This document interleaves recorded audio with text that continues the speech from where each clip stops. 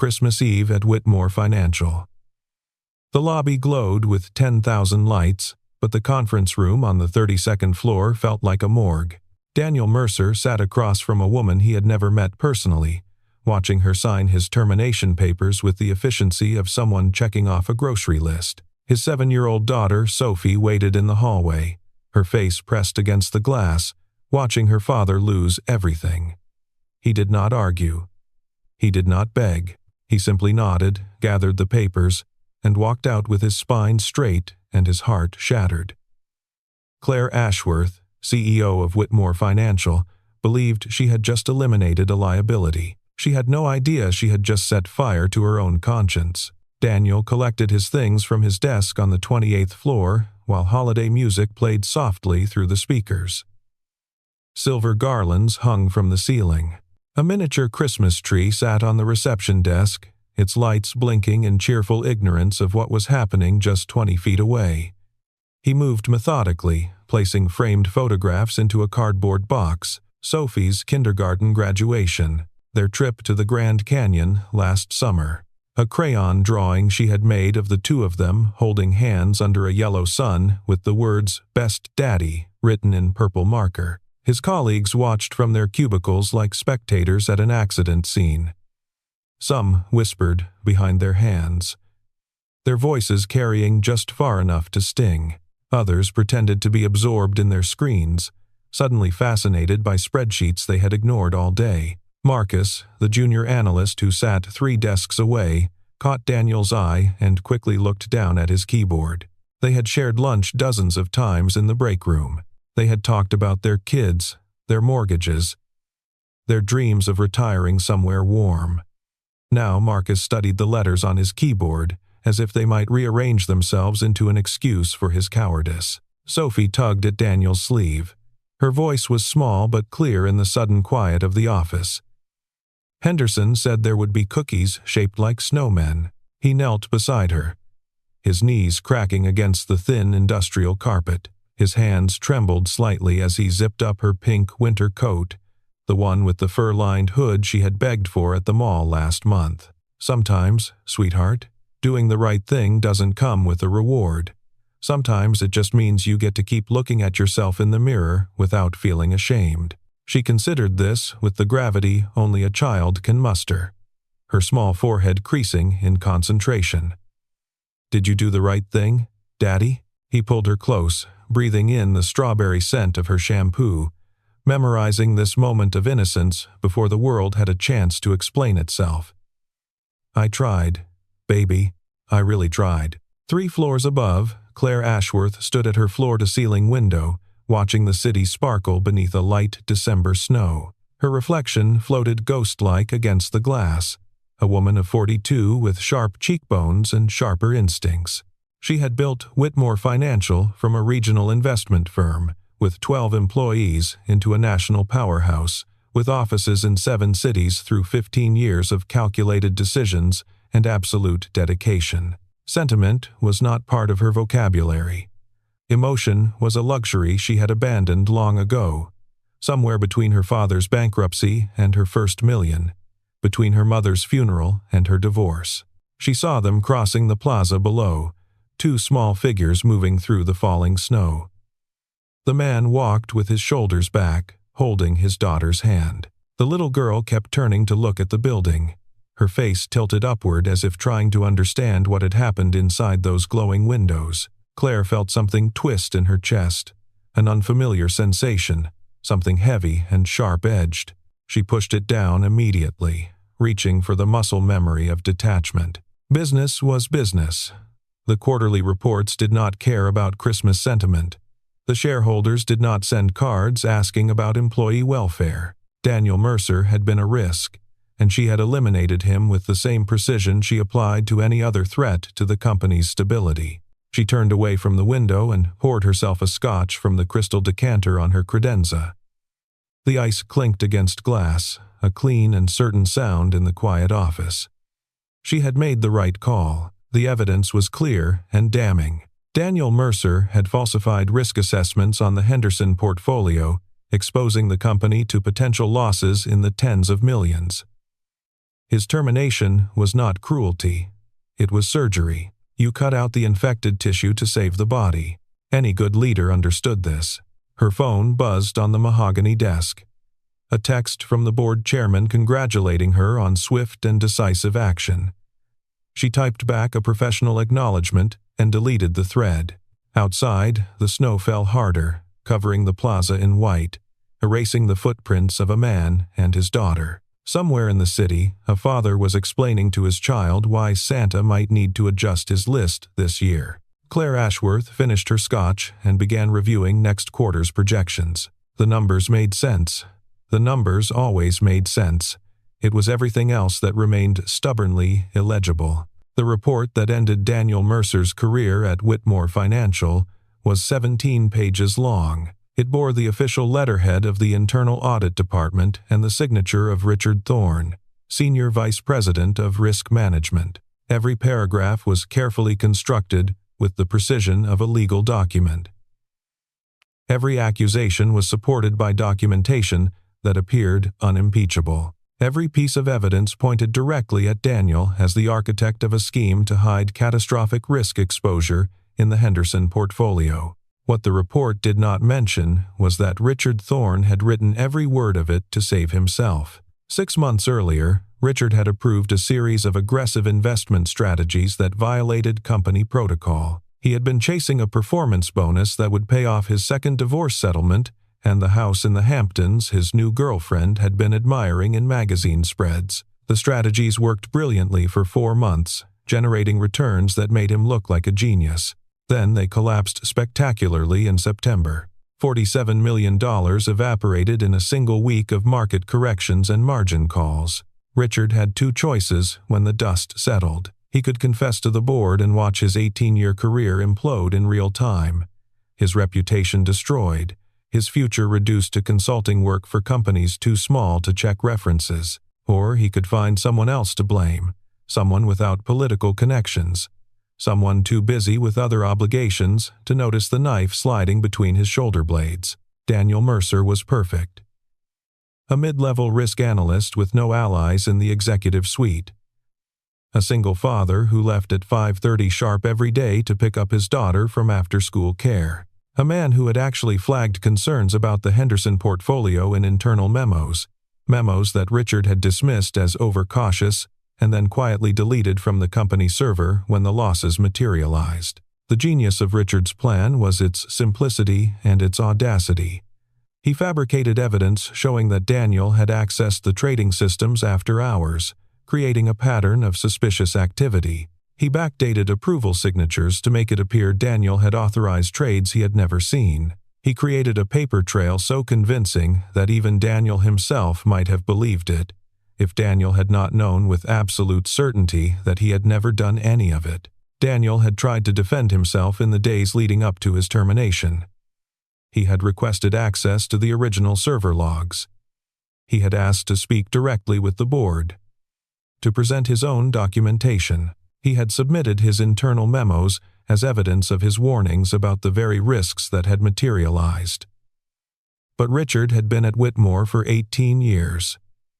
He played golf with 3 board members. He had hired Claire Ashworth's executive assistant. He knew which emails to copy and which meetings to mention in passing.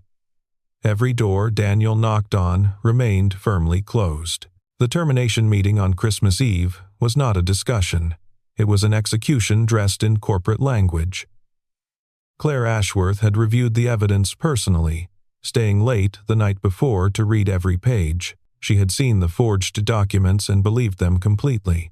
She had looked at Daniel Mercer's personnel file, noted his ordinary performance reviews and his habit of leaving early, and concluded that she was looking at a desperate man who had gambled with company resources and lost everything. She never asked him for his side of the story. She never noticed that the timestamps on the evidence would have required Daniel to be in the office on nights when his daughter's school records showed he was attending parent-teacher conferences. She never questioned why a man with no history of misconduct would suddenly commit fraud so clumsy it practically announced itself to anyone who looked closely. Richard Thorne watched the termination from his corner office, 3 doors down from Claire's. He sipped champagne and smiled at his reflection in the window. Watching the snow fall on a city that had no idea what he had done, the Henderson losses would be attributed to Daniel's incompetence.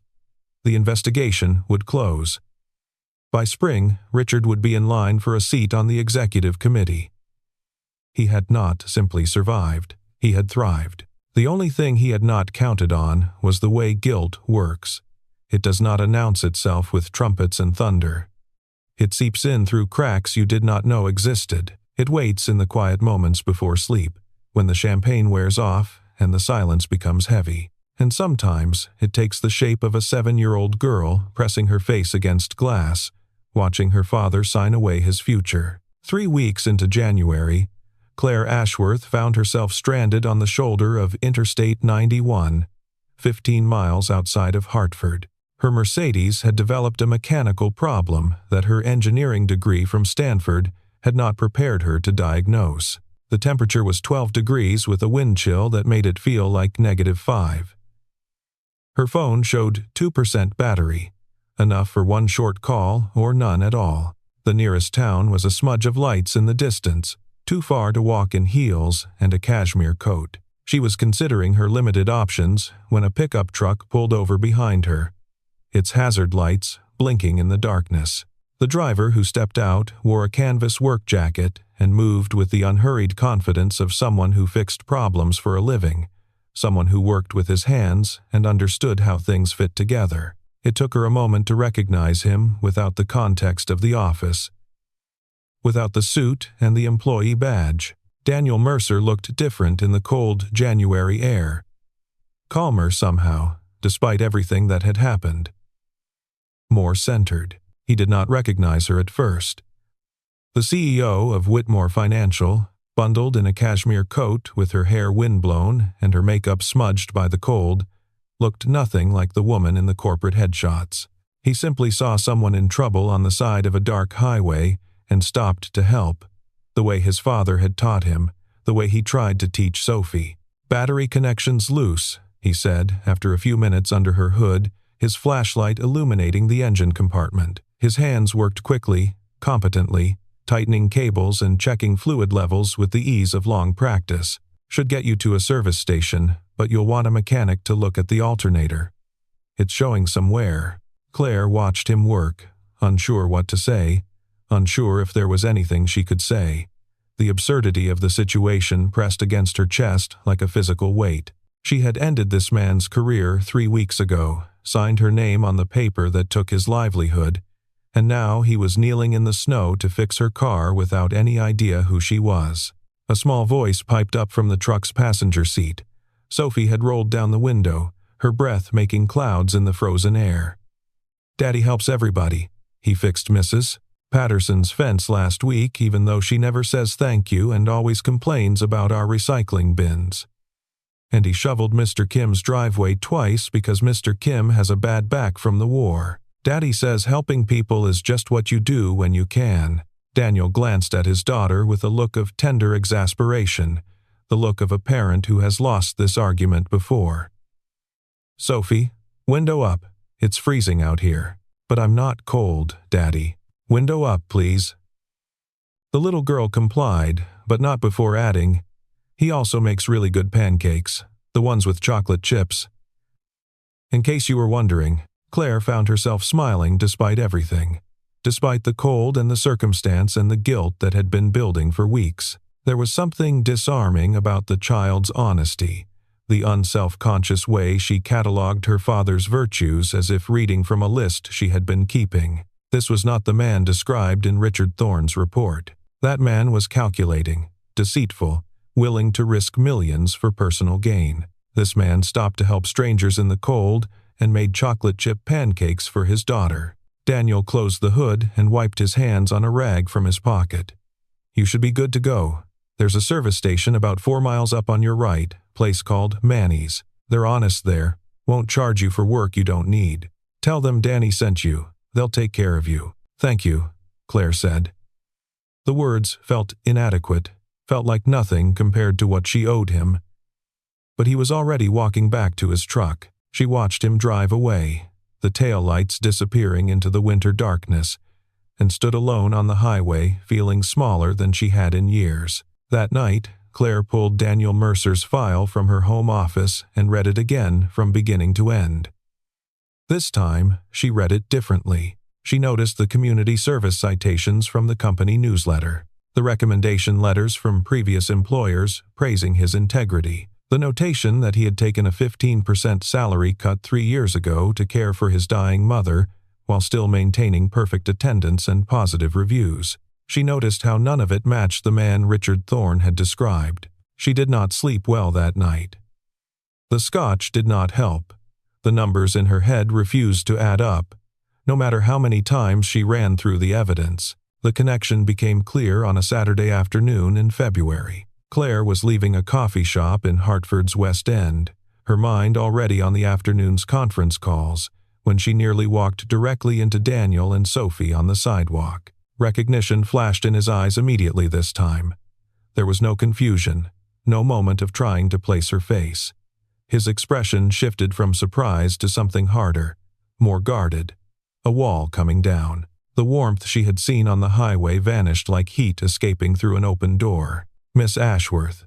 His voice was polite but distant. The voice you use with door-to-door salesmen and ex-spouses you run into at the grocery store.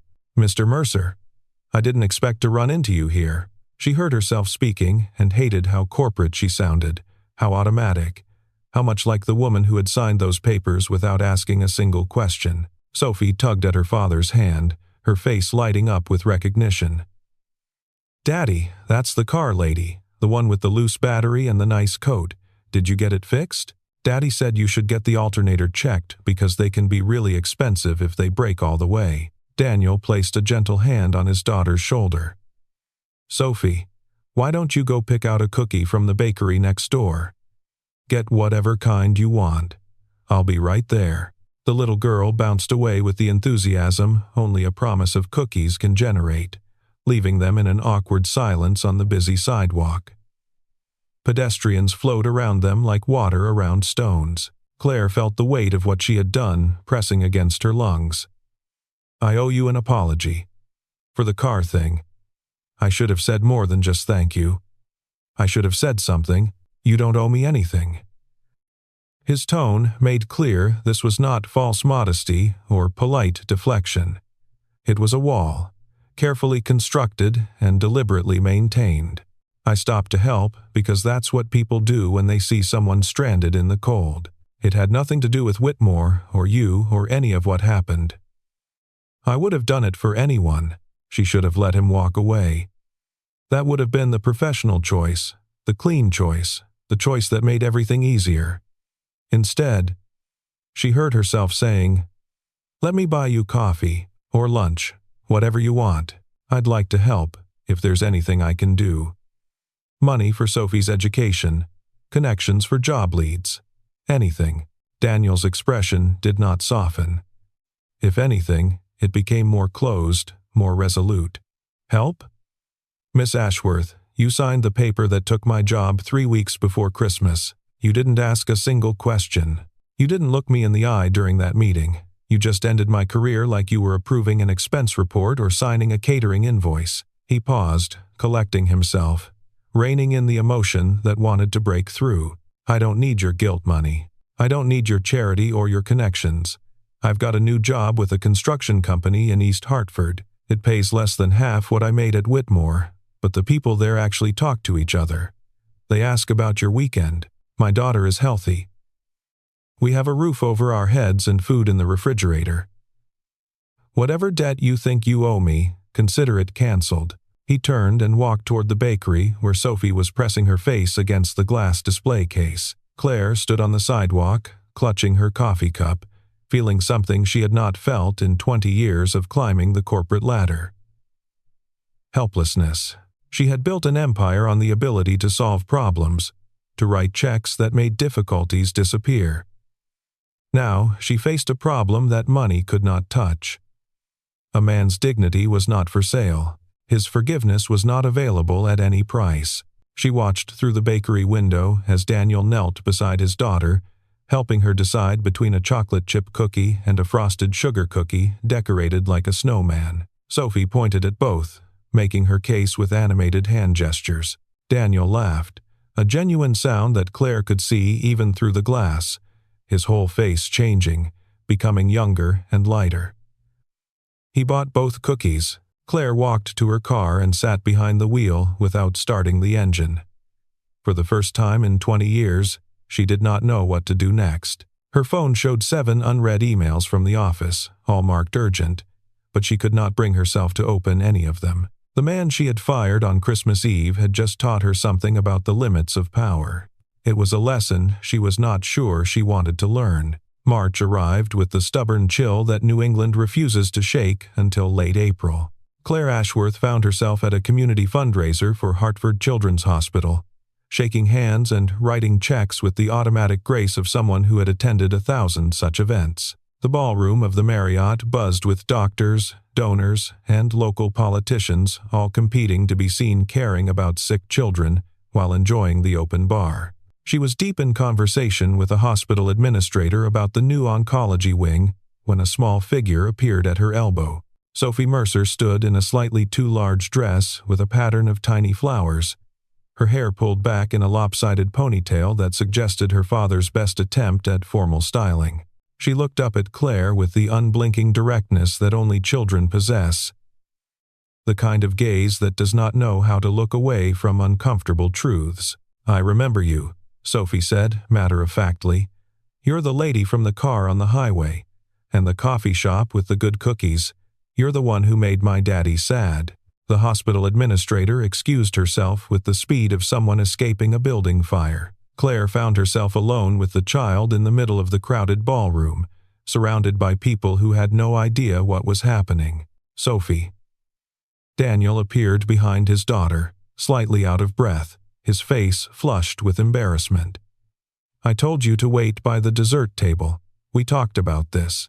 But I saw her, Daddy. I wanted to ask her something. You always say I should ask questions when I don't understand things." Daniel placed his hands on Sophie's shoulders, ready to guide her away before any more damage could be done. But the little girl was faster than his intentions.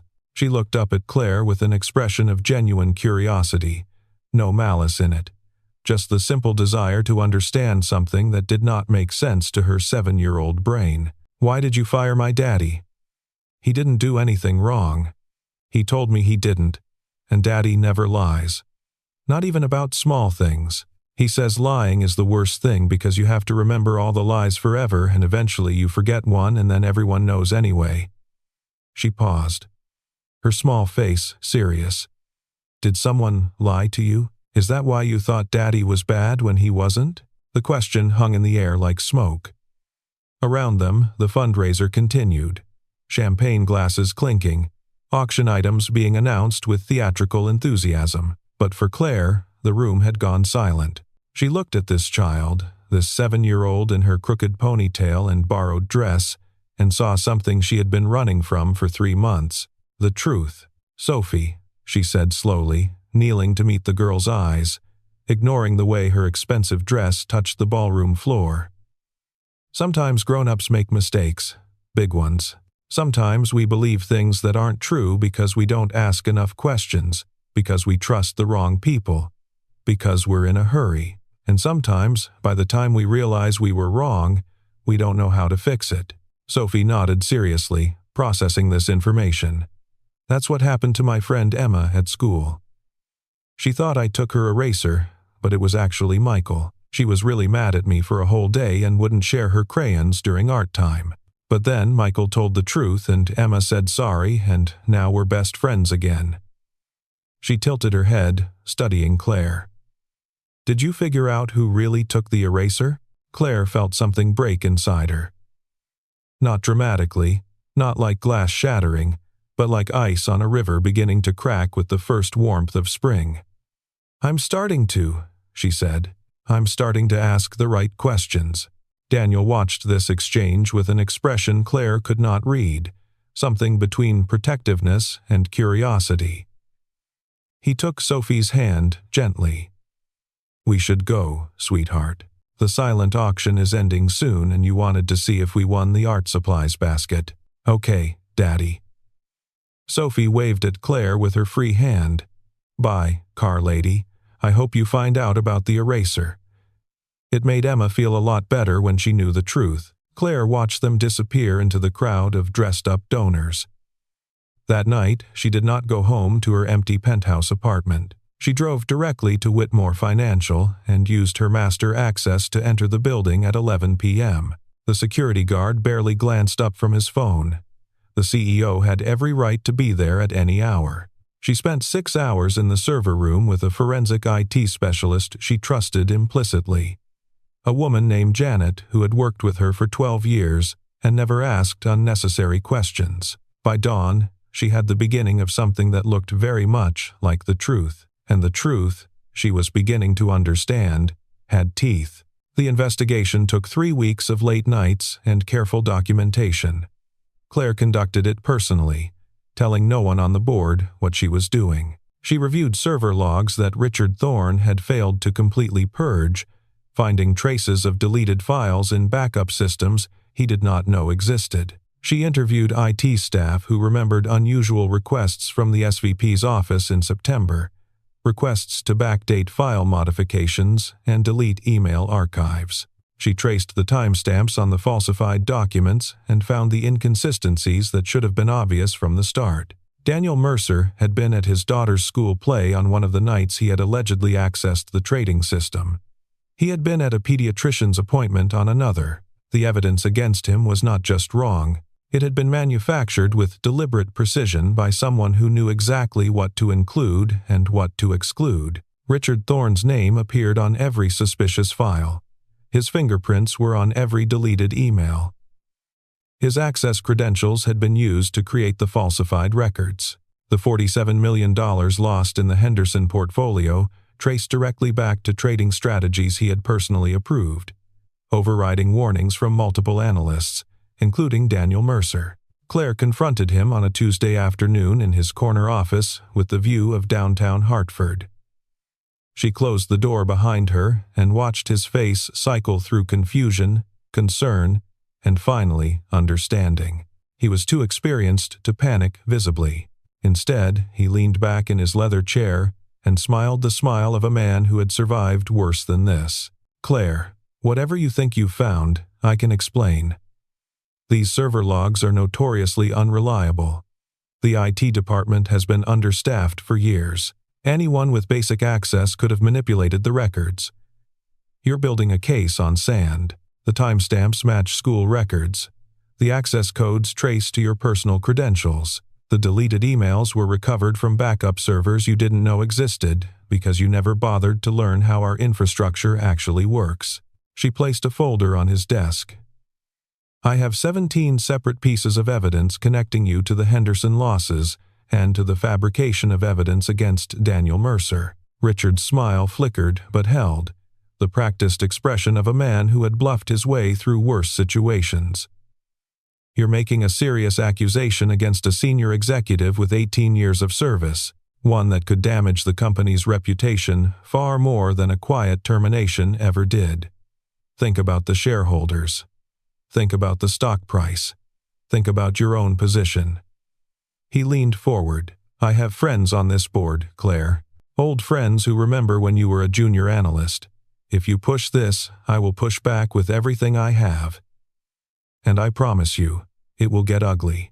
Claire had anticipated this moment. She had played it out in her head a dozen times, preparing for every threat he might make.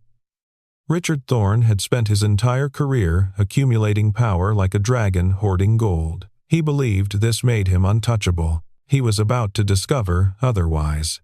"Richard, I grew up watching my father lose everything because he trusted the wrong people, because he believed their smiles and their promises. I swore I would never let that happen to me, but I also swore I would never become the kind of person who causes that kind of destruction." She picked up the folder. "I'm not giving you a choice. I'm not negotiating. I'm informing you that the legal department has been notified. The board will receive this evidence within the hour, and federal regulators have been contacted regarding potential securities violations." The color drained from Richard's face. "You're destroying yourself along with me. You signed off on Mercer's termination. You're implicated in everything that happened. I signed off on a termination based on fraudulent evidence that you provided. That makes me a victim of your deception, not a co-conspirator." She paused at the door. "Security will escort you from the building in 20 minutes. I suggest you use that time to call a lawyer." She walked out without looking back. Richard Thorne was arrested 2 days later at his home in Greenwich. The charges included securities fraud, falsification of business records, obstruction of justice, and conspiracy to commit financial crimes. His bail was set at $2 million. The photographs of him in handcuffs appeared on the front page of the Wall Street Journal and led every business news broadcast for 3 days. Claire Ashworth called an emergency board meeting and presented the full scope of what had occurred. She spared nothing, including her own failure to investigate more thoroughly before terminating Daniel Mercer. She had trusted the wrong person. She had believed documents without questioning their origin. She had prioritized efficiency over justice. She offered her resignation if the board felt her judgment had been compromised. They declined unanimously. Several members later told her privately that her willingness to admit error had actually increased their confidence in her leadership. But Claire knew the board's approval was not enough. There was a debt that could not be paid with press releases or settlement checks. She had taken something from Daniel Mercer that no corporate gesture could restore: his reputation, his sense of security, his daughter's belief that the world was fair. She drafted a personal letter, then deleted it because the words felt hollow. She composed an email, then closed the window because it seemed cowardly. Finally, she drove to the construction site where Daniel now worked and waited in her car for 3 hours until his shift ended at 6. He emerged, covered in dust, his work boots caked with mud, looking more at peace than she had ever seen him at Whitmore. "I came to apologize," she said when he approached her car. "A real apology, not the corporate kind. And to offer you your job back, any position you want, any salary, full back pay with interest, complete restoration of benefits." Daniel leaned against her car door, studying her face the way you might study a map to an unfamiliar destination. "Why now? What changed?" "Because I finally asked the right questions. Because a 7-year-old girl reminded me that lying is the worst thing. Because I found the truth about who really took the eraser, and I couldn't pretend I hadn't." He was quiet for a long moment. Somewhere across the site, a forklift beeped its warning signal. The late afternoon sun cast long shadows across the gravel lot. Workers called to each other in the distance. "I'll think about it," he said finally. "But you should know, if I come back, it won't be because I forgave you. Not yet. It'll be because my daughter deserves better than a father who can't move forward when someone offers him a chance." It was not absolution, but it was the beginning of something. Claire drove home as the sun set over Hartford, feeling for the first time in months that she might be able to live with the woman she saw in the mirror. The press conference was held on a Friday morning in Whitmore Financial's main auditorium. Claire Ashworth stood at the podium flanked by members of the board and representatives from the Department of Justice. The room was packed with journalists, analysts, and employees who had heard rumors but wanted to see for themselves what was about to unfold. She spoke for 47 minutes without notes. She detailed Richard Thorne's fraud, the falsification of evidence, the wrongful termination of an innocent employee. She explained how the company had failed its own standards, how she personally had failed to exercise due diligence. She announced that Richard Thorne had been formally indicted on 11 federal charges and would face trial in the fall. Then she said Daniel Mercer's name. Mr. Mercer was a dedicated employee who tried to do the right thing. He identified risks that others ignored.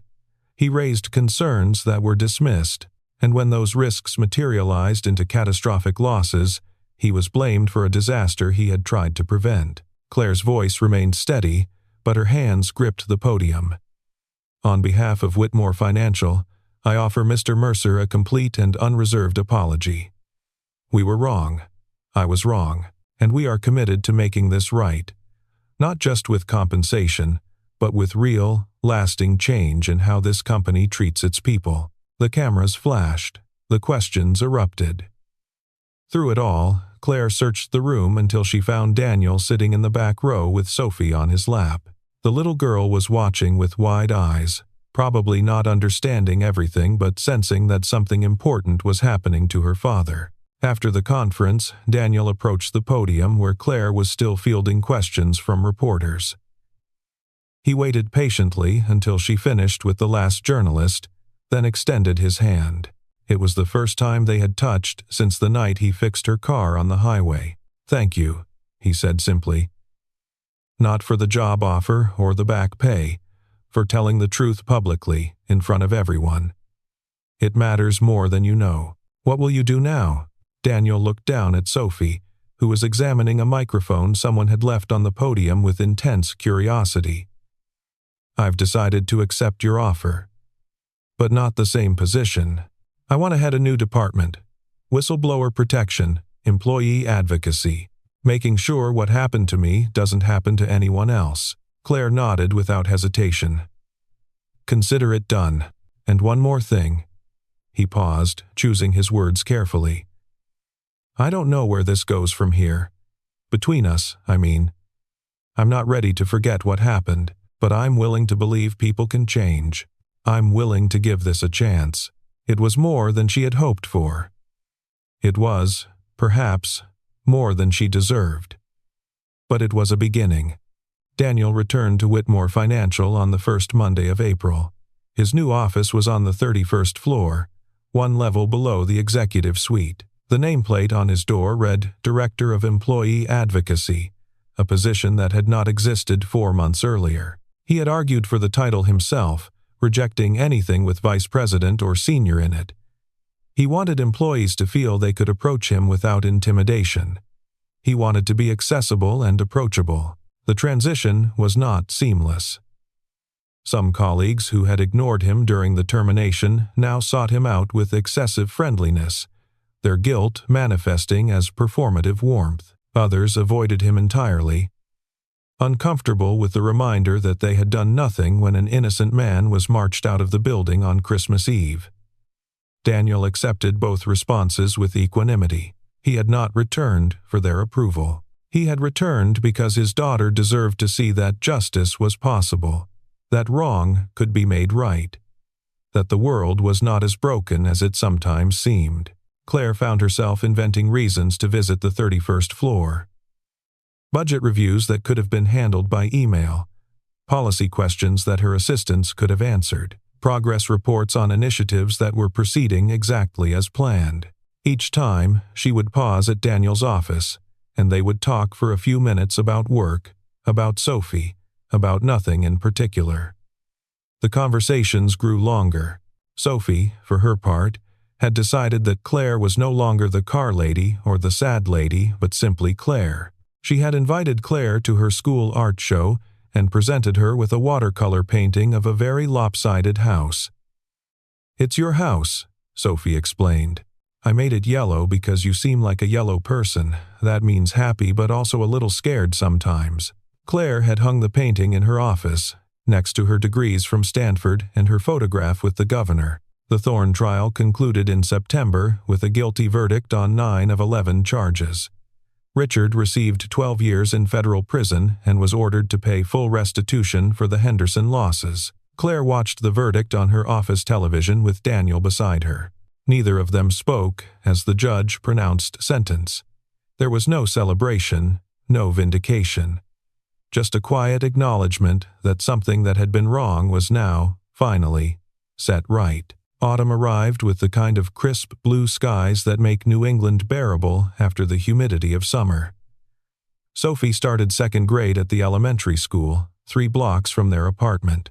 Daniel coached her soccer team on Saturday mornings, running up and down the field in sneakers that had seen better days, celebrating every goal as if it were the winning point of a championship game. Claire discovered that she enjoyed standing on the sidelines with the other parents, cheering for goals and handing out orange slices at halftime. It was a version of herself she had never imagined, a woman in jeans and a team sweatshirt, learning to be still, learning that not everything needed to be optimized.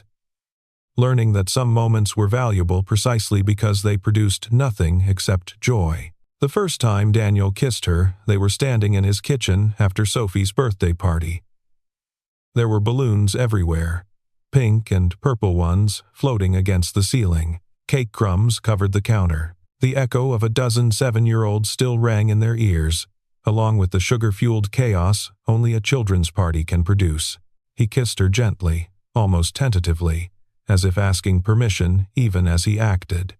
She kissed him back with the certainty of someone who had spent months wondering if this moment would ever arrive. "I wasn't sure you'd want this," he said afterward. "Given everything, I wasn't sure either," she admitted. "But I've learned that being sure isn't the same as being right. Sometimes you just have to take the chance and see what happens." Sophie appeared in the doorway, her face smeared with chocolate frosting. "Are you guys done being mushy? Because there's still cake, and I want another piece." They laughed, the three of them, in that bright kitchen with the evening light coming through the windows. Outside, the leaves were turning shades of amber and crimson. Soon it would be winter again, another Christmas approaching. This time, Claire thought, the lights would mean something different. This time, she would not be the woman signing papers in a cold conference room. She would be someone else entirely, someone she was still learning to become, a woman who had made terrible mistakes and chosen to make them right. A woman who had learned that power meant nothing without compassion. A woman who had found, in the most unlikely of places, something that looked very much like love. Daniel took her hand. Sophie finished her cake. And the world, imperfect and unpredictable and occasionally cruel, continued to spin toward whatever came next.